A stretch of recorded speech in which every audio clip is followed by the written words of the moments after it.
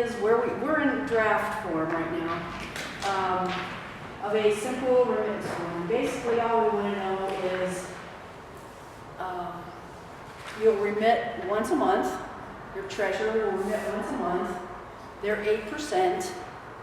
On or around the 10th of the month, give you 10 days to close your month to know what your ordinary operational income was for the prior month.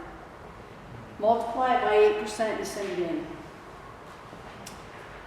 There are also lines for all the special offerings.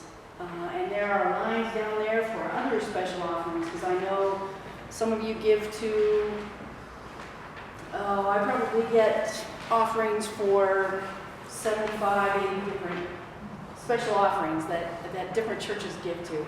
And so you're just going to write them in and say, this was our operational income, times 80% is this, and this is what we're remitting. On top of that, I have some money for World Communion and for the Methodist Children's Home and for Heifer Project. Add them up and write me a check and send it in. That's the extent of the remittance form. That's it.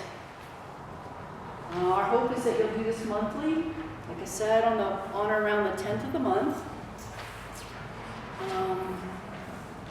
On the back of this, I put it, again, it's in the draft form. If your church needs a little bit of help trying to figure out what is my ordinary operational income for the month, this is a worksheet that you could use. You don't have to use it. I don't need to see it. You don't need to return it.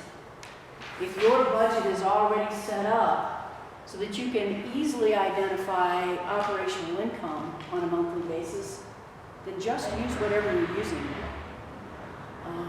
But if you have questions about what is ordinary operating income, this is a worksheet that might help you out with it. Basically, we're saying, well, how much money did you put in the bank last month? Okay, add it up. How much money did you get? This is how much money we got last month. And from that, we're going to subtract the things that really aren't operational income. Some of this was fees for daycare. Some of this was memorial money. Some of this was part of a capital campaign contribution. So we're going to subtract all those things out. So we don't expect you to tithe on those. Those are not ordinary income. What we're looking for is how much money did you get to run your church, to be who you are, to be St. John's Santa Fe. How much money did you get that allowed you to be who you are and to operate on? And that's what we'd like you to tithe on. It'll be up to, we're not going to audit you. We're going to show up and say, show me your books. It'll be up to you, your treasurer, your pastor, your finance committee, your administrative council, whoever you decide that body is. If a check comes in and you don't know, you're certainly welcome to call for some guidelines, but just like a pastor at a church, if they're preaching on tithing, it's still up to you to decide what part of your income you tithe and what part you don't.